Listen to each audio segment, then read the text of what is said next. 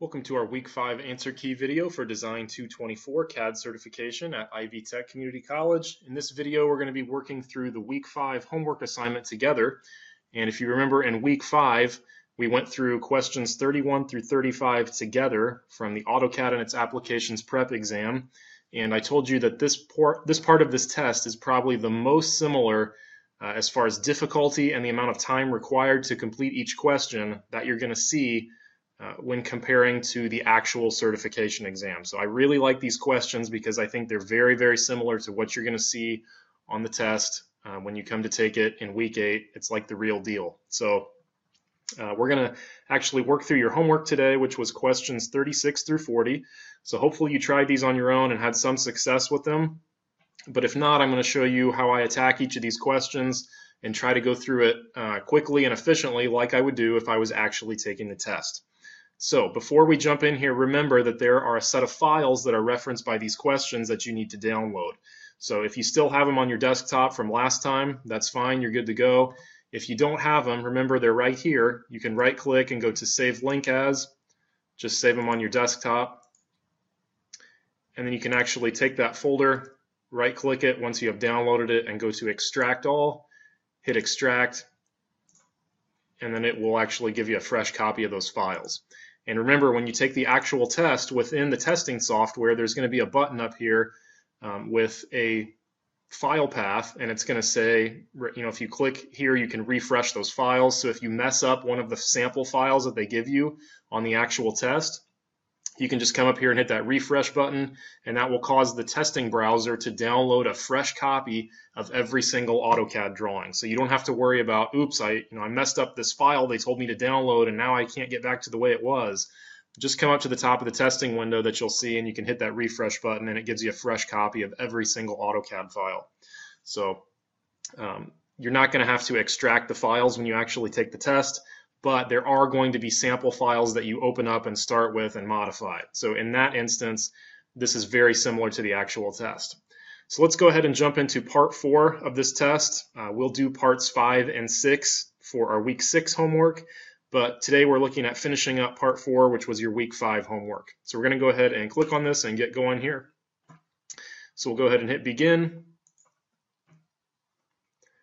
Okay, so the first one they tell me to open up is edit-table.dwg. So I'm going to go over to AutoCAD just by hitting Alt-Tab and look for edit-table.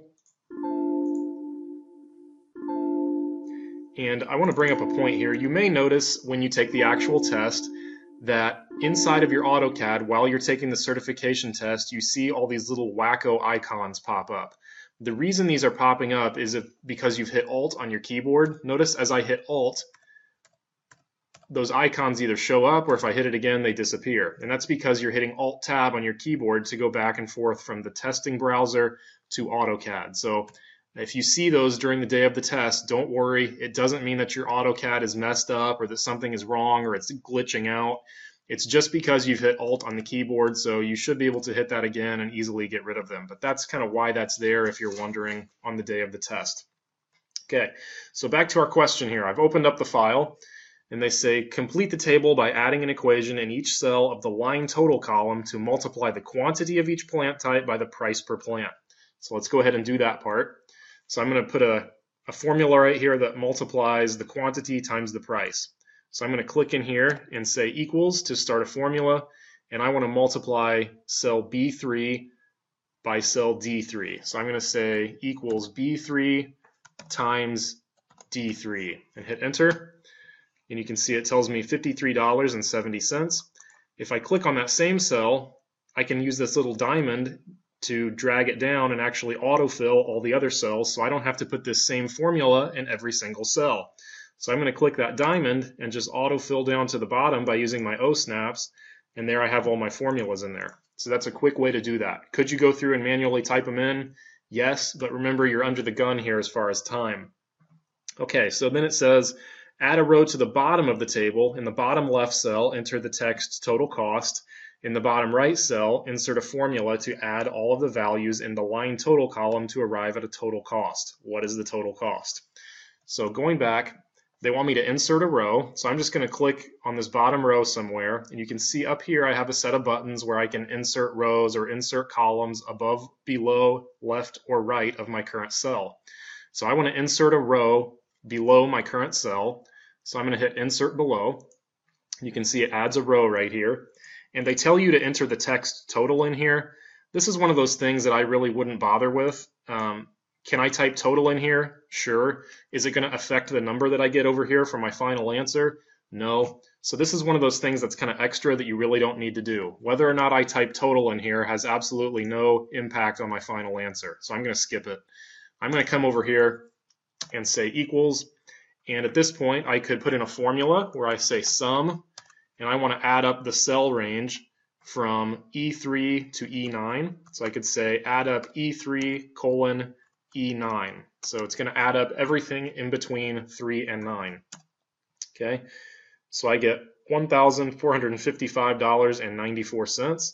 You could also, if you wanted, do it the old slow way and just say E3 plus E4 plus E5 plus E6, E7, E8, E9. You should get the same thing if you do it this way carefully. You can see that I do.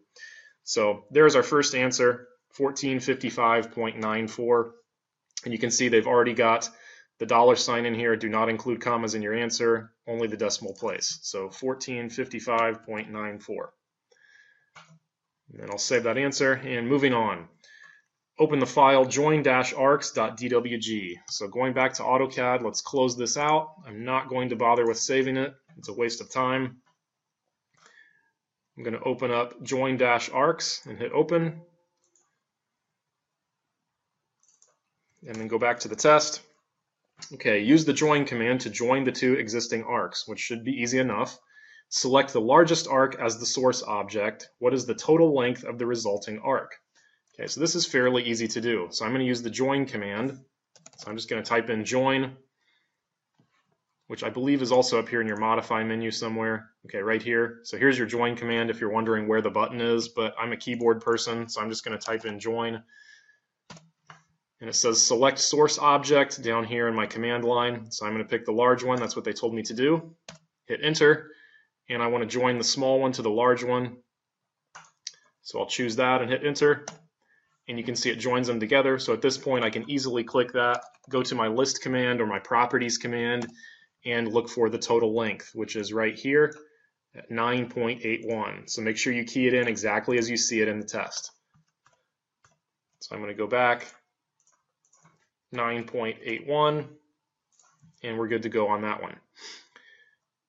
Open the file object-hatch.dwg for question 3. So going back to AutoCAD, I'm going to close out this little pop-up menu here, close my drawing, and open up object-hatch. Hit open. Okay, now on this one, let's see what they say. Select the hatch command and use the match properties function to hatch the object on the right using the same properties that were used to hatch the object on the left. Pick a point just inside the outer circle to define the new hatch as shown below. Then use the list command to examine the properties of the new hatch. What is the total area of the new hatch? Now I'm going to show you what not to do on this one first and why not to do it. Okay, so most people would think, well, I can just kind of sneak around this and not use the match properties part, and I'll just hatch this in and pick this part right here and close and go to my list command. Okay, and then I can get my area right here, 24.8307. If you do that, you're sort of skipping a step, and here's what happens. They're kind of sneaky on this question, and if you look at this sample file they gave you, if I choose the hatch over here and I go to my options, the island detection they have on here is set a little bit weird. They have normal island detection, where if you look at the hatch that I created, just by trying to kind of skip around the match properties step, if I look at mine is set on outer island detection. So you want to be careful of this. So I'm going to delete this, and here's the way you should do it. So I'm going to go to hatch, and before I pick my area, I'm going to go to match properties. Okay, and I can say use current origin or use source hatch origin. So I'm going to say use a source hatch, and the source hatch that I want to use is this one. So I'm going to pick that, And what it's going to do is it's going to allow me to create a new hatch, but use all of the settings and pattern and options from this one. So now it says pick an internal point. They told me to click right here. And notice when I do that, because of the settings of this hatch, I'm now also getting the area inside here that I normally would not have gotten if I had just made my own hatch and clicked right here. So be very careful if you're going to try and skip a step that you're actually sure it's going to work. This is an instance where they might try to trick you, and they have some funky settings on this hatch pattern that would cause you to get the wrong answer if you just did a regular hatch. So now going on this, I can go to list. My area is 27.8861. So I can go back, type that in, 27.8861, and we're ready for question 4. So this one we're using the stretch command on a polyline. So they say open the drawing file polyline-stretch.dwg. So we'll open that up right here. Okay, and they say stretch the upper arm of the object upward by 3 and 15/32 units. On the revise object, what is the distance from the point labeled A to the point labeled B? Okay, so we're going to take this, and using the stretch command, when I use the stretch command, I want to do a green crossing selection window. So remember, a green crossing selection window is this way, and it selects anything that it intersects at any point. It's the opposite of doing a blue selection window. Okay, a blue selection window will select only objects that are fully inside the window. So when you use the stretch command, you want to make sure you're always using a green window like this. So I'm going to cross over any objects that I want to stretch, and I'm going to completely enclose any objects that I want to move while I'm stretching. So in this case, I want this line to move up, and I want this line and this line to actually stretch or grow. So that's why I'm going to draw my crossing selection window in green like this. Okay, so I've selected them appropriately. I'll hit enter, and now it says choose a base point. So I'm just going to pick right here on the corner, and I'm going to stretch it up. And now I can use my dynamic input to say 3-15/32. So 3 and 15/32 of an inch. I'll hit enter, and then they want to know the distance from here down to here. So I'll just draw a line between those 2 points using my O-snap, and then I can choose it and go to list and see that its length is 6/1/8. So 6 1/8 inches. And here they say do not include inch marks in your answer. Key in measurements in the following format, 1/1/2. So in my case, it's going to be 6/1/8. Okay. Then moving on to our last question from the week 5 homework, they say open the drawing file mirror-part.dwg. So let's go hunt down that file.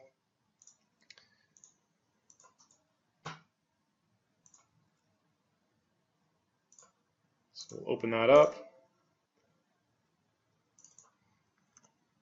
Okay, and again, remember they give me a view here of what this thing is going to look like when it's finished. So remember, the pictures in the test most of the time are the object or the drawing after you've completed all of the necessary operations. So use the drawings in the test as a hint because they show you what it looks like when you're done. So if your drawing in AutoCAD doesn't match what you see in the test, something went wrong along the way and you need to go back and try it again. So here they say mirror the polyline to create the object shown below. On the resulting object, what is the distance from the point labeled A to the point labeled B? Note, point A is the tangent point between the arc and the straight segment, or the quadrant point of the circle if you want to think of it that way. So I'm going to mirror this twice, once vertically, once horizontally, and then measure from here down to here. So this is a fairly easy one if you can use the mirror command. So I'm going to highlight this thing and go to my mirror command right here. And I'm going to go ahead and mirror it horizontally first. So I'm going to draw a line from here over that's going to become my mirror plane or my mirror line. It's going to say, do I want to erase the source objects or the part I started with? No, I want to keep that. So I'll say no. Now I can zoom out and do one more mirror. So I'll select everything this time, go back to my mirror command. This time I'm going to use a vertical mirror line and start from here and go straight down. Again, it'll say, do I want to erase my original objects or what it calls my source objects? I'm going to say no because I want to keep them. And now I can draw a line from my quadrant point, or from the end of this line right here, down to this corner point. And then just simply doing a list command or properties on that, I can then find the length of that line, which is 4.3521. I can go back and key that in. And at that point, we're finished with those 5 questions. So I'll go ahead and save all my answers.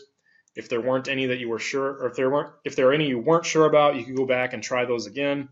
But I'm feeling pretty comfortable with all these, so I'll go ahead and submit. Hit OK.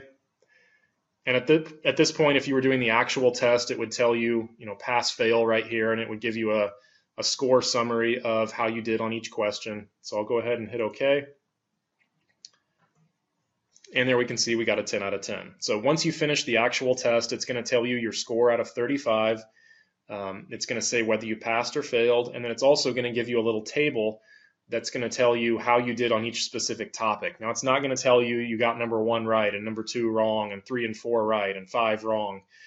It will tell you actually on categories how you did. So how did you do on modify commands? How did you do on layers?